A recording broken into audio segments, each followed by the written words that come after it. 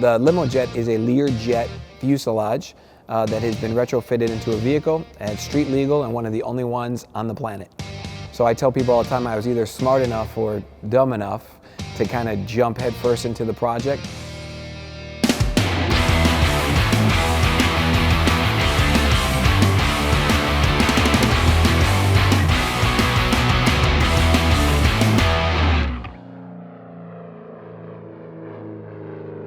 My name is Frank DeAngelo. I'm one of the owners of Jet Setter Incorporated, and behind me I have the Limo Jet. I've always had a passion for cars. It really started when I was in the limousine business. I owned a company called Exotic Coach, and we would custom and create some of the craziest limos on the planet. And then when I was approached with this idea, it made logical sense. It's 42 feet long, it's 11 feet 6 inches high, it's about 8 feet wide, and it's about 12,000 pounds. So we'll start on this side. One of the most popular things that people look at right away are the wheels and tires. So we have a set of Diablo rims and tires, 28-inch, with the custom fenders that were fabricated from fiberglass, made for the Jet. So there's a little bit of a lot of different vehicles, not just engine-wise, but suspension-wise. A lot of the parts that we made were custom. So the springs were custom made. A lot of the suspension came from the 1-ton pickup truck that we had.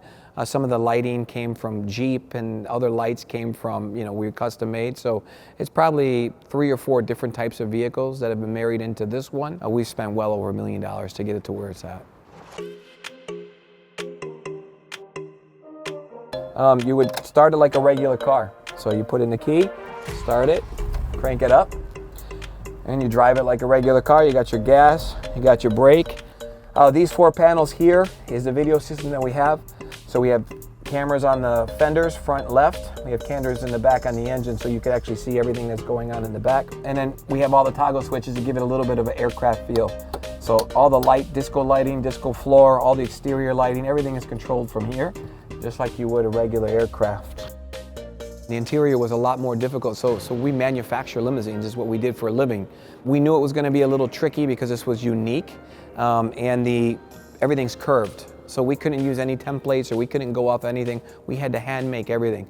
We start with the disco ceiling up here. We did it this way so that when people riding it can see that you're really in a jet fuselage. So we put some custom plexiglass pieces. We lit it up with some LED lightings. People really get a kick out of that, and it keeps the feel of the Limo Jet. We have the big screen TV in the back with the sound system. We have the infinity floor, which was a nice touch. People love it, right? So if you look down inside of it, you can come and step inside. And it looks like you're old school married with new school. 8 passengers is the capacity in the back, plus the driver. So we kind of say 9 passengers. People can drive in it, but we're using it more for promotional. I'm gonna go ahead and raise these flaps over here on this side with you over here. So if you take a look in the back, we're gonna show you some of the sound. We have 2 separate sound systems. So we have an interior and we have an exterior, and it booms pretty good. You have your 12-inch subwoofer in here. Inside, this is basically just a giant speaker box at the end of the day. We integrated these flaps over here to open up. You have speaker, subwoofer, speaker, speaker, subwoofer, speaker. So we wanted a little bit of afterburner look in here without putting the real fire inside of it, so that it can either blink to look like a real afterburner, or you can just keep them on straight with nothing on over here. Regular gasoline, right? So we got a gasoline engine, goes in right there. We have a regular tank from our donor vehicle that goes right into the back. Same thing around this side. And our engine fits right under there. My guess, we haven't hit top speed. Maybe we'll do that today. Top speed is probably a little bit over 100. I mean, any V8 engine is going to hit 140, 150, but this weighs over 12,000 pounds. So, my goal probably is not to reach top speed, to be honest with you, but it can go pretty fast.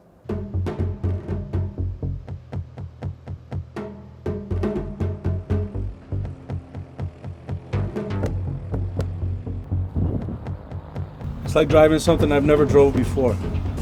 I mean, it's like driving the coolest semi-truck ever built.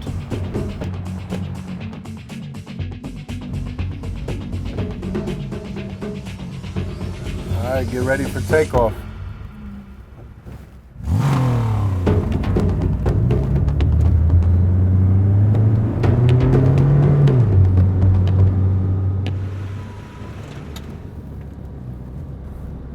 Can't go too far on this runway. But you get the point. It is, you know, everything's for sale. I mean, our whole ultimate goal with this one, this is our prototype. So for me to reproduce more, it's all based upon this one, right? Our goal is to make more of them. We'd love to manufacture more on a custom, so if somebody wanted one, we're pretty sure they're gonna want it done their way. You know, if they wanted this one, all the research and development that went into this, somebody would have to offer me over $5 million. You know, our ultimate goal is to build more, and we'd like to make them, you know, a unique type of experience, right? There won't be many of them because it takes so long to produce, but it's definitely something that we are targeting for. And I don't have any regrets, even though it took a long time. I'm happy that we're here now.